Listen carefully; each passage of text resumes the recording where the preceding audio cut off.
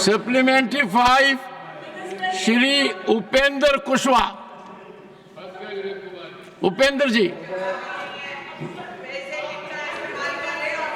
माननीय मंत्री जी ने विस्तृत जानकारी दी है और जो अनुसूचित जाति, अनुसूचित जनजाति या वंचित समाज के लोग हैं, उनके साथ हो रहे भेदभाव को दूर करने के संदर्भ में क्या इनकी नीति है, क्या योजना है, उसके बारे में जानकारी दी है। मैं मंत्री जी से जानना चाहता हूं कि एक क्षेत्र जो देश का बहुत महत्वपूर्ण क्षेत्र है, वहां निरंतर भेदभाव हो रहा है। अनुसूचित जाति के, अनुसूचित जनजाति के या वंचित समाज के, ओबीसी समुदाय के लोग हैं, इनके साथ वहाँ निरंतर भेदभाव हो रहा है। और वह क्षेत्र है उच्चतर न्यायपालिका।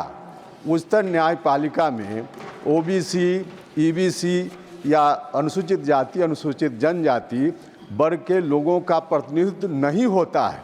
कभी कभी अपवाद के लिए एकाध जज भले बन जाते हैं। तो इतना बड़ा समुदाय और इतनी महत्वपूर्ण संस्था, संवैधानिक संस्था, वहाँ अगर अनुसूचित जाति, अनुसूचित जनजाति या ओबीसी समाज के लोगों का प्रतिनिधित्व नहीं होगा, तो यह जो भेदभाव है, इस भेदभाव के रहते हुए इन वर्गों के साथ हो रहे भेदभाव को समग्र रूप में कभी नहीं दूर किया जा सकता है। इसलिए मैं माननीय मंत्री जी से पूछना चाहता हूं कि मंत्री जी इस दिशा में क्या सोच रहे हैं, क्या इनका विभाग कार्रवाई कर रहा है? माननीय मंत्री जी। चेयरमैन सर, मतलब जो भेदभाव है, भेदभाव खत्म करने की कोशिश जारी है। माननीय कुशवाहा साहब ने पूछा है कि न्यायपालिका में रिजर्वेशन है क्या, नहीं है, लेकिन न्यायपालिका में रिजर्वेशन नहीं है।